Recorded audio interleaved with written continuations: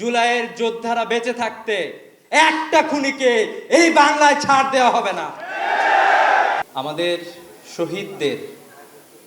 শহীদরা আমাদের জন্য যে পথ দেখিয়ে গিয়েছেন, যে ত্যাগ স্বীকার করে গিয়েছেন, আমরা জানি আমরা কেউ তাদের সেই ত্যাগের প্রতিদান আমরা দিতে পারবো না। আমাদের শহীদরা অসংখ্য ত্যাগ স্বীকার করেছেন। জুলাই বিপ্লবের আগে থেকে শুরু করে জুলাই বিপ্লবের সেই সময়টা, এরও আগে থেকে আমরা যেই বাংলাদেশে বসবাস করেছিলাম, সেই বাংলাদেশ আমাদের সবার জন্য খোলা থাকলেও সেই বাংলাদেশটাকে আমাদের কাছে মনে হতো কারাগারের মতো।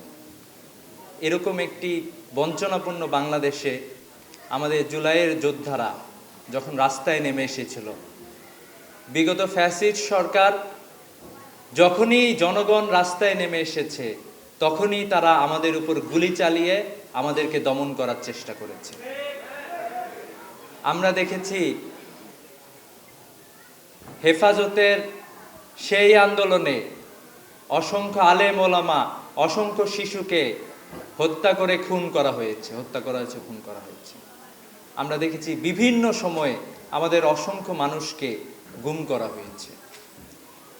আমরা যখনই রাস্তায় নামতাম তখনই এরকম কিছু গুম খুন, কিছু হত্যা করে তারা ভাবতো যে এবারে আমরা এদেরকে দমন করে ফেলছি, আরো কিছুদিন আমরা ক্ষমতায় থাকব, আরো কিছু মানুষকে আমরা হত্যা করব। কিন্তু জুলাই বিপ্লবে আমাদের শহীদরা যখন একে একে জীবন দেওয়া শুরু করেছিল, তখন বাংলাদেশের তরুণ সমাজ আর কেউ ঘরে বসে থাকে না। টানা তৃতীয়বার অর্জন করেছে দেশের সেরা সুপার ব্র্যান্ড স্বীকৃতি বসুন্ধরা টিস্যু। সবাই রাস্তায় নেমে এসেছিল।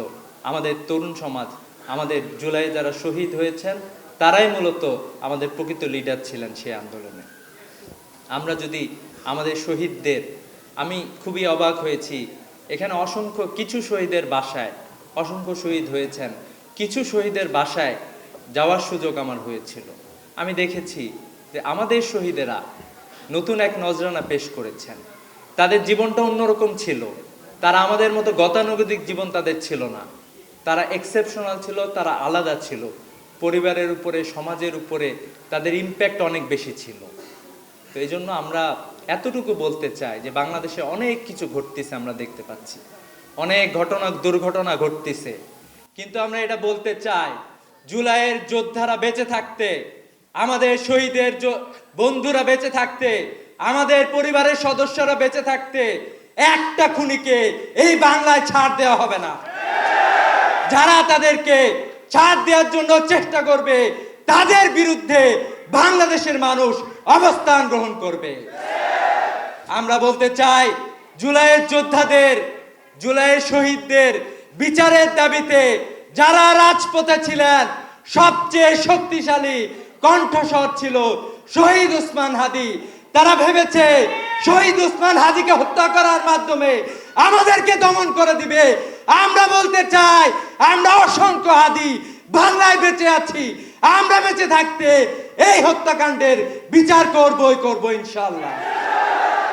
সম্মানিত উপস্থিতি, আমরা বলতে চাই, আমরা দেখি যে আপনারা মাঝে মাঝে বলার চেষ্টা করেন আপনারা অনেক বড় শক্তি, হাসিনা অনেক বড় শক্তি ছিল, হাসিনার পেছনে বড় বড় পরাশক্তি ছিল, প্রতিটা প্রশাসন, সরকারের প্রতিটা যন্ত্র হাসিনার পক্ষে ছিল, কিন্তু হাসিনা বাংলাদেশের জনগণের সামনে টিকে থাকতে পারে না।